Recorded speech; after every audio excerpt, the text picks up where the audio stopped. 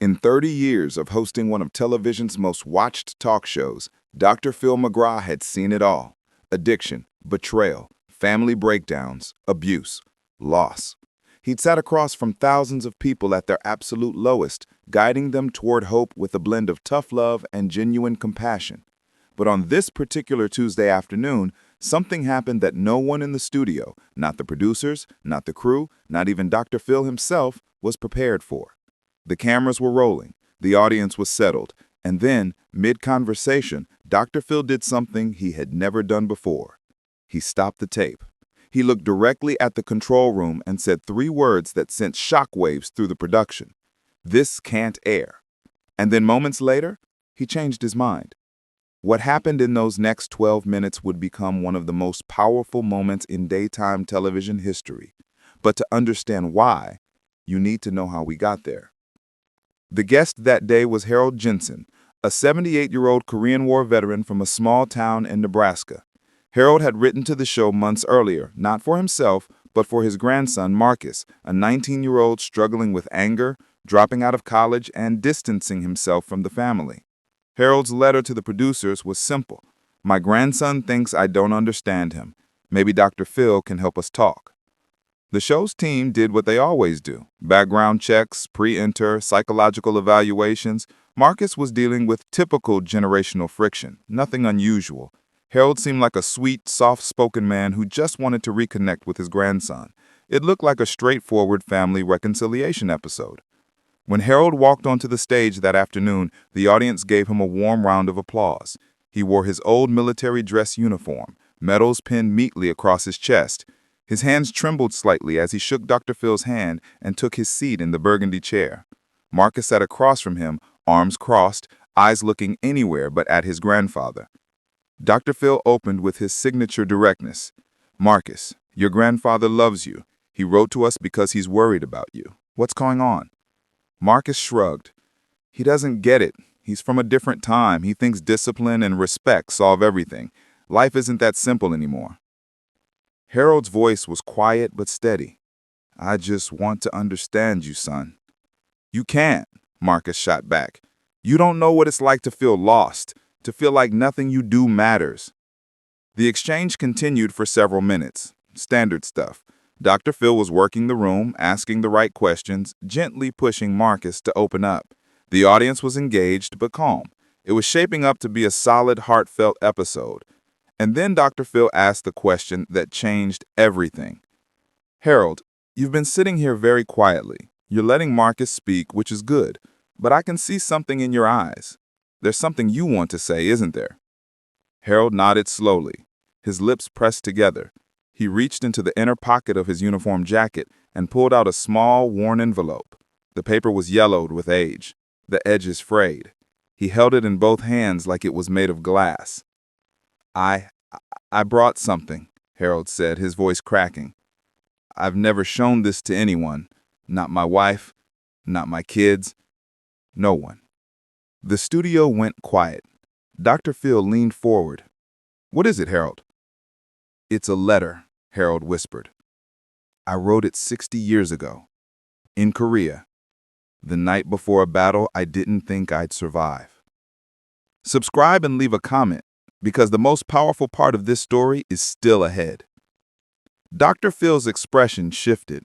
The professional mask slipped for just a second, replaced by something deeper: recognition, respect. He glanced toward the control room, then back at Harold. "Do you want to read it?" Dr. Phil asked gently. Harold's hands shook harder. I don't know if I can." Marcus, for the first time, looked directly at his grandfather, his arms uncrossed. Dr. Phil stood up and walked over to Harold. He knelt beside the chair, his hand resting on the old man's shoulder. "Take your time," he said softly. "We're not going anywhere."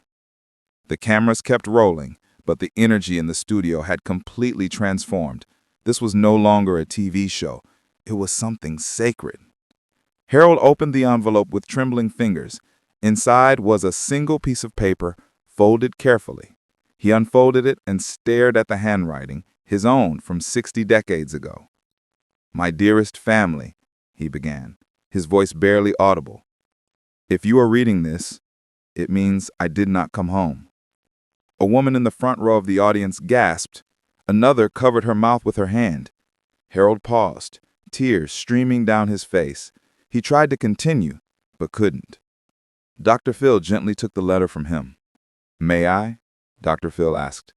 Harold nodded. Dr. Phil stood and began to read aloud. His voice, usually so strong and commanding, wavered. "I am writing this in a foxhole, and I am afraid. Not of dying, though that scares me too.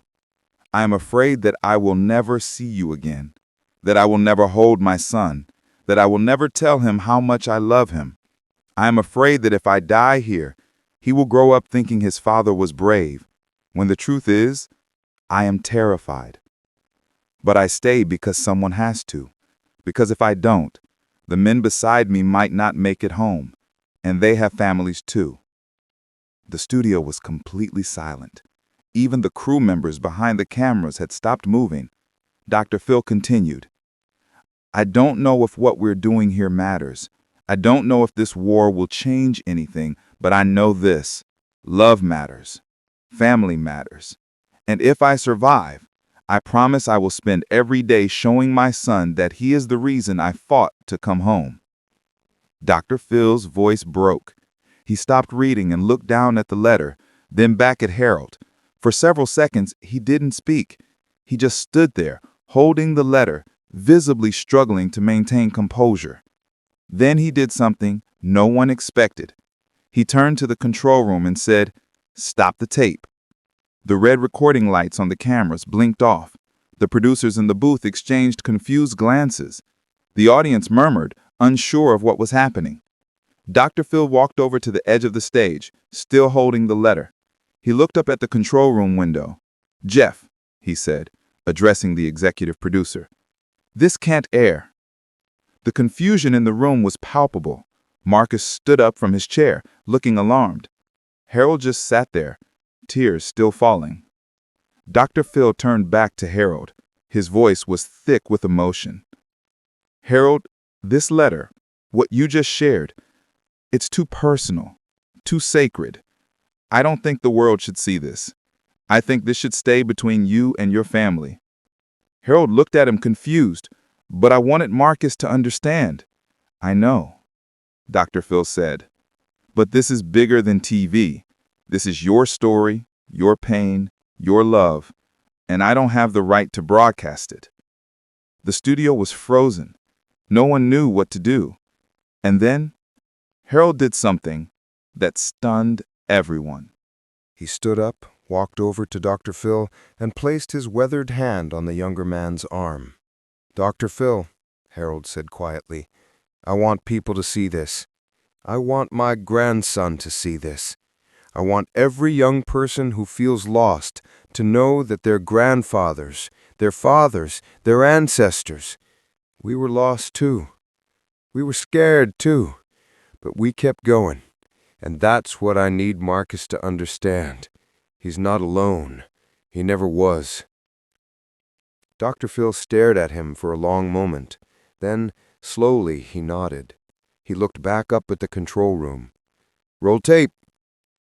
The cameras came back on. Dr. Phil returned to the center of the stage, still holding the letter.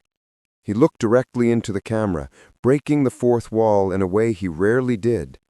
"What you're about to see is real," he said. "This isn't scripted. This isn't planned.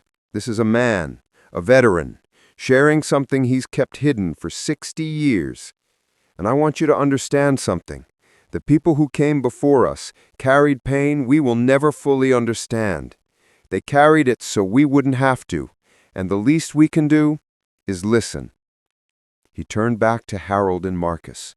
Marcus was crying now, openly and without shame. He walked over to his grandfather and knelt beside his chair, just as Dr. Phil had done moments before. "Grandpa," Marcus said, his voice breaking, "I'm sorry. I'm so sorry. I didn't know. I didn't understand." Harold pulled his grandson into his arms. The two of them held each other as the studio audience rose to their feet in silence.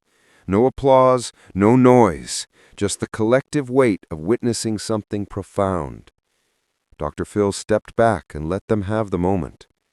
But then something else happened. Something that even the most seasoned producers hadn't anticipated. One by one, veterans in the audience began to stand. There were 7 of them, scattered throughout the crowd. Some wore hats with their unit insignias. Others had small pins on their jackets. They stood in solidarity, tears streaming down their faces, saluting Harold. An elderly woman in the 3rd row, wearing a Vietnam veteran's pin, raised her hand to her heart. A middle-aged man in the back, Afghanistan written on his baseball cap, did the same. The studio became a living memorial, a silent tribute to all the letters never sent, all the fear never spoken, all the pain carried in silence for decades. Dr. Phil watched this unfold and had to turn away from the cameras for a moment. When he turned back, his eyes were red. "This," he said, his voice barely controlled, "this is why we do what we do. Not for ratings, not for publicity, but for moments like this, when truth breaks through everything else." He walked over to the veterans standing in the audience. He shook each of their hands, looked them in the eyes, and said simply, "Thank you." No cameras followed him. No microphones picked up what was said. It was just human to human, heart to heart. When he returned to the stage, Harold and Marcus were still embracing. Dr. Phil knelt down beside them both. "Harold," he said quietly, "you came here today thinking you needed to fix your relationship with your grandson. But what you've done is so much bigger than that. You've given permission to every person watching to share their own hidden pain. You've shown that vulnerability isn't weakness. It's the bravest thing any of us can do." Harold looked at him, tears still flowing. "I just wanted him to know I understand." "He knows now," Dr. Phil said, "and so does everyone else." Dr. Phil stood and addressed the audience one final time.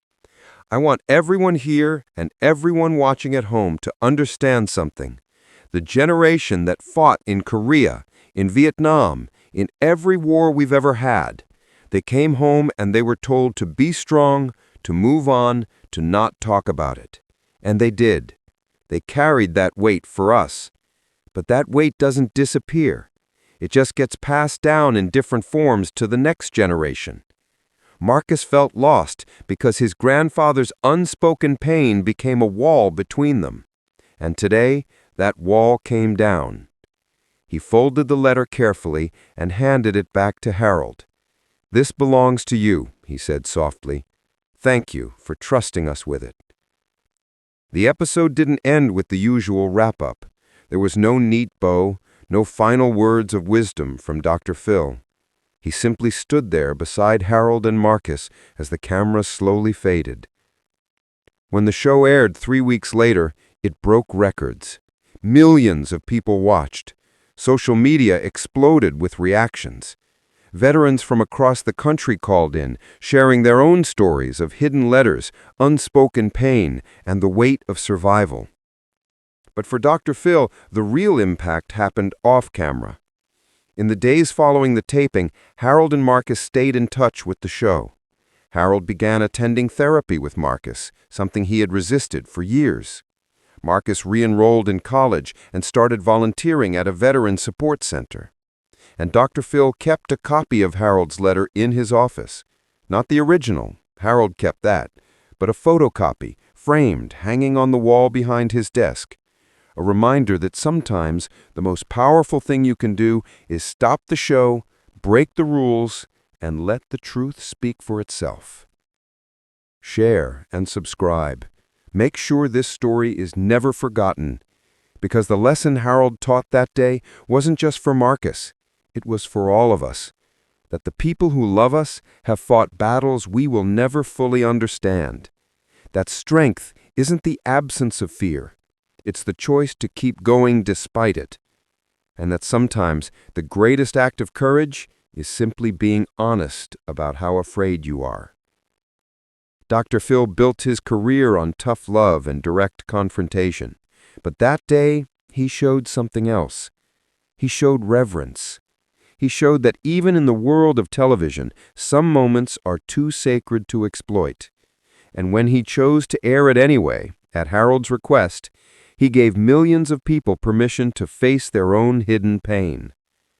The letter still sits in Dr. Phil's office, and every time someone asks him about the most memorable moment of his career, he doesn't hesitate. "The day a veteran taught me that the real battle isn't on the battlefield," he says. "It's in the quiet moments after, when you have to decide whether to carry the weight alone or share it with the people you love." Harold Jensen passed away 2 years after that episode aired. Marcus was by his side, and in Harold's hand, as he took his final breath, was the letter, the one he almost never shared, the one that changed everything.